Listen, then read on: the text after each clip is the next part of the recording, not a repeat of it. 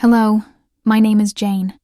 Today I'm sharing a deeply personal story, one that resonated deeply within our community and compelled me to finally speak its truth aloud.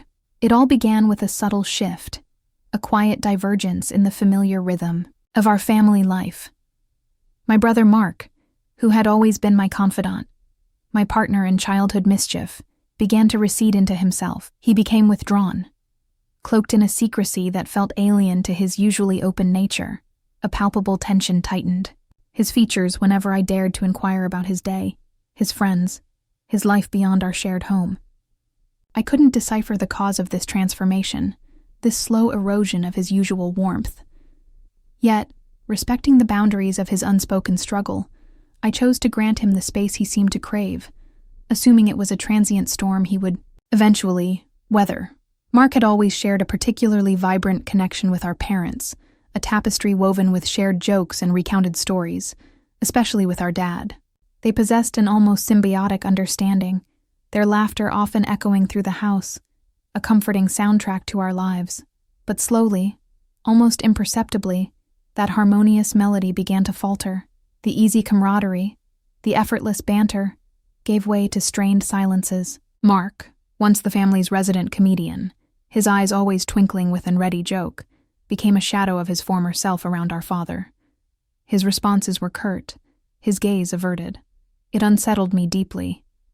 This stark contrast to the easy affection they once shared. Something fundamental had shifted, a fracture line appearing where a strong bond had once stood. Soon, the whispers began to snake their way through the periphery of our lives, insidious tendrils of rumor and speculation.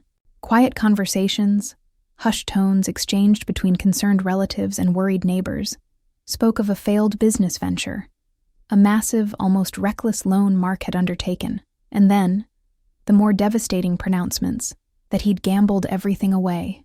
Our family's entire savings, the nest egg painstakingly accumulated over years of sacrifice and careful planning, allegedly to rue into some high-risk scheme, only to vanish like smoke in the wind. I wrestled with disbelief, clinging to the image of my responsible, if sometimes impulsive, brother. But a gnawing unease persisted, a sense that the solid ground beneath our feet was beginning to crumble. Driven by a desperate need for clarity, I approached my mom, half expecting her to wave away these disturbing rumors as mere gossip, the idle chatter of concerned onlookers, but her reaction was far from dismissive. Instead, her face etched with a worry she couldn't entirely conceal. She looked at me with a grave seriousness and simply said not to worry. Mark would be okay. Yet, the very timbre of her voice, the subtle tremor in her hands, betrayed the forced reassurance of her words. Then, I saw the bills, a formidable stack, carelessly placed on the familiar surface of our kitchen table, staring back at me like a stark, irrefutable warning. A knot of dread tightened in my stomach. Why were they so exposed? Had Mark's struggles spiraled further than we could have imagined? Was this a silent cry for help? As if summoned by my apprehension, Mom appeared, her eyes darting to the incriminating pile. With a swift, almost panicked movement, she swept them away, her explanation flimsy and unconvincing, claiming they were old, outdated, utterly unimportant. Her haste only deepened my suspicion. Later that day, I found Dad sitting alone in the living room, the afternoon light casting long, melancholic shadows across his weary face. Gathering every ounce of courage, I asked him, directly, pleadingly, what was truly going on. He hesitated, his gaze fixed on some distant point, his fingers adjusting his glasses with a slow, unsteady tremor, before he finally met my eyes and uttered the words that would forever alter the landscape of our family. Your brother has done something terrible. His words struck me with the force of a physical blow. In that instant, the carefully constructed wall of my denial crumbled. I could see the raw pain etched into the lines around his eyes, the profound disappointment that shadowed his gaze. The rumors weren't just whispers. They were the raw, agonizing truth. Before I could formulate a response, before the torrent of questions could escape my lips, Mom appeared in the doorway, her face ashen, her usual composure fractured. "Let him come clean himself, dear," she urged, her voice tight with a barely suppressed anxiety. Dad nodded slowly, his gaze still heavy with a sorrow that mirrored my own dawning devastation, and walked out of the room, leaving me standing. There, suspended in a vacuum of shock and disbelief. I was left there, reeling from the impact of his words. The brother I loved, the one I believed I knew with unwavering certainty, had been living a secret life, one that had apparently led him to the precipice of some terrible act. What could have driven him to such a precipice? Was it the crushing weight of some unforeseen pressure? A desperate attempt to alleviate a hidden burden? Or had he simply succumbed to a selfish impulse, a reckless disregard for the consequences? I tried to navigate the following days with a semblance of normalcy, but the unanswered questions haunted me, clinging to the edges of my thoughts like persistent shadows. Dad retreated further into himself, a silent monument to his unspoken grief, barely uttering a word. Mom, whose laughter had once filled the house like sunshine, became a hollow echo of her former self, her cheerfulness replaced by a quiet, pervasive sadness that hung in the air like a heavy fog. Then came the turning point, the moment when the carefully concealed cracks in our family's foundation finally gave way, shattering the fragile illusion of our unity. One ordinary afternoon, while I was sorting laundry in the dimly lit confines of our basement, I heard the unmistakable crescendo of raised voices erupting from upstairs. Curiosity, tinged with a growing sense of dread, propelled me upward. I crept up the creaking wooden stairs and instinctively sought refuge behind the sturdy banister, a silent observer to the unfolding drama. Mark was yelling, his voice a raw, furious sound that reverberated through the house, laced with a defensiveness that felt both desperate and unsettling. You never even bothered to ask me about the loan. You just jumped to the worst possible conclusion, he snapped, his words sharp and accusatory. If you really knew me, if you truly understood me, you wouldn't treat me like this. I swear, I will pay it all back. You just have to trust me. Dad's reply was weary, the weight of his disappointment palpable even from my hidden vantage point. Trust you, Mark? You shattered that trust a long time ago. How can I possibly trust you now? In that stark exchange, the fragmented pieces of the puzzle finally clicked into place. The loan, the gambling, the overwhelming sense of shame that had permeated our home, the truth, ugly and undeniable, unraveled before me. But what shook me to my core wasn't just the revelation of Mark's actions. It was the chilling absence of remorse in his voice, the unwavering current of self-justification that underscored his every word. There was no hint of guilt, no flicker of regret, only a simmering resentment and a desperate attempt to deflect blame. That's when the devastating realization truly struck me.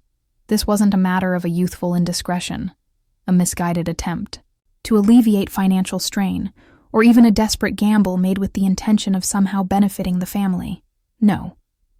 Mark's actions were rooted in a profound selfishness, a callous disregard for the well-being of those he claimed to love. He had recklessly squandered the money meticulously set aside for our mother's future, the very funds that were meant to provide her with comfort, security, and dignity in her later years. And to achieve his own ends, whatever they may have been, he had committed the ultimate violation of trust. He had forged Dad's signature, a brazen act that added a layer of profound insult to the already gaping wound. And for what? A fleeting chance at quick wealth? A momentary thrill? The sheer audacity of his betrayal left me reeling. How could someone I had loved so unconditionally, someone who had shared the very fabric of my life, the echoes of whose laughter still resonated in the corners of my memory, do something so utterly cruel, so irrevocably damaging? A chilling question began to gnaw at me. Was he always capable of such deceit? Had this capacity for self-serving recklessness always lain dormant beneath the surface of his charming facade, and I had simply been too blind, too trusting to see it? I leaned heavily against the cold wood of the railing, my body trembling with a storm of suppressed emotions. I felt utterly shattered, the foundations of my familial world crumbling around me. Betrayed, angry, and above all, a profound, aching sadness washed over me. A grief for the brother I thought I knew, the brother who now seemed like a stranger. I retreated back down the stairs in a daze, the weight of what I had overheard pressing down on me like a physical burden. Each step echoed loudly in the sudden, oppressive silence of the house, mirroring the hollow emptiness that had taken root in my chest. The comfortable, familiar space I had once shared with my brother had been irrevocably transformed into a desolate battlefield of deceit, anger, and unanswered questions. That day marked not just a revelation, but a fundamental collapse of everything I had believed in about my family, about the unbreakable bonds of blood and shared history. The betrayal cut deeper than any financial loss. It had severed something vital within me, a part of my soul that had inherently trusted in the inherent goodness of my brother. I remember retreating to the solitude of my room later that evening, staring blankly at the textured surface of the wall, desperately trying to piece together the fragmented remnants of my shattered perception. How could someone I had loved so deeply, someone who had been an integral part of my life for as long as I could remember, inflict such profound hurt, such lasting damage? It wasn't merely about the lost money. It was about the desecration of the trust we had shared, the casual destruction of the love that had once bound us together. I looked around my room, at the faded photographs on my desk, the well-worn spines of my favorite books on the shelves, searching for some semblance of an answer, some sliver of logic in Mark's inexplicable actions. But all I found was my own reflection in the darkened window pane, staring back at me with an accusatory gaze, a mirror of my own profound hurt and confusion. In the agonizing days that followed, I found myself unable to speak to Mark. The very thought of confronting him, of forcing myself to utter the simple question, why, felt like an unbearable weight, a task far beyond my emotional capacity. He had not just broken a promise. He had systematically dismantled the very foundation of our relationship, and I couldn't fathom if, or how, it could ever be rebuilt. He had betrayed not just me, but the entire fabric of our family, leaving behind a gaping chasm filled with unspoken accusations, simmering anger, and the bitter taste of regret. The easy laughter was gone, replaced by a strained silence that permeated every corner of our home. The comfortable familiarity had vanished, leaving behind an atmosphere of suspicion and unspoken grief. All that remained now was a hollow echo of what once was, a persistent, aching reminder of the day my family fractured, the day the innocent trust of my childhood irrevocably shattered. 5 years. A vast expanse of time, stretching out like a desolate landscape since that pivotal day. 5 years since Mark vanished from the tangible reality of our lives, leaving behind a toxic residue of broken trust and shattered hearts that lingered like a persistent illness. Our parents never truly recovered from the devastating blow. The immense weight of Mark's betrayal settled upon them, a crushing burden that slowly, inexorably eroded their spirits. Mom, her vibrant energy extinguished by a quiet sorrow, passed away 2 years ago, her heart finally succumbing after a prolonged illness that seemed to be fueled by a deeper emotional wound. Dad followed a year later, his will to live seemingly extinguished by the profound grief that had become his constant companion. And then there was only me. The house, once filled with the comforting cacophony of family life, was now eerily quiet. A mausoleum of memories, each room echoing with the ghosts of a happier past. The laughter was gone, replaced by a silence so profound it felt like a physical presence. Then, one rain-swept evening, a sharp, insistent knock shattered the oppressive stillness. I opened the door to find him standing there, a spectral figure, silhouetted against the downpour. Mark. Soaked to the bone, his clothes clinging to his gaunt frame, his eyes darting nervously as if expecting unseen pursuers to materialize from the shadows. Jane, he whispered, his voice a raspy echo of the familiar sound. I need your help. I stood frozen on the threshold, a chaotic whirlwind of conflicting emotions crashing over me. A bitter surge of anger warred with a lingering sadness, a profound confusion clouding my judgment. The years had etched themselves onto his face, carving lines of hardship and desperation. This was a stranger wearing the mask of my brother. "Why are you here?" I managed to ask, my voice betraying the tremor of my inner turmoil. "I'm in trouble," he said, his gaze flicking nervously over my shoulder as he stepped uninvited into the hallway, leaving a trail of muddy footprints on the worn wooden floor. "Some bad people are after me."